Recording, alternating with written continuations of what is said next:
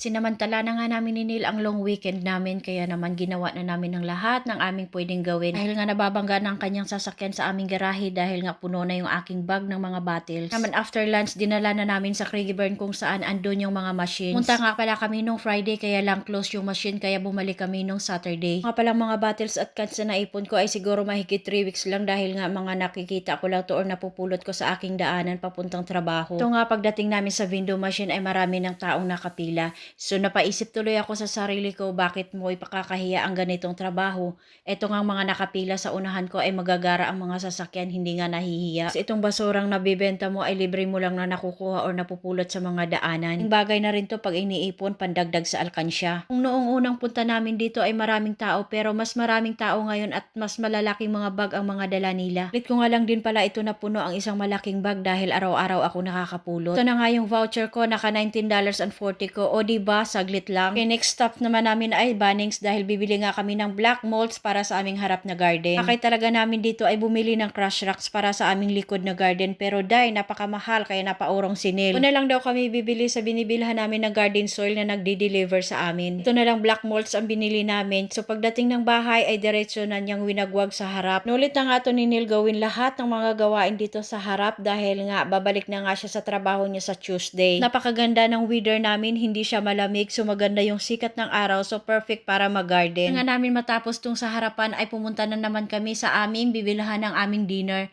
kasi sabi ko hindi na tayo makapagluto dahil pagod na rin tayo. Nga pala kami madalas bumibili ng aming pagkain lalong-lalo na sa dinner sa Chinese shop.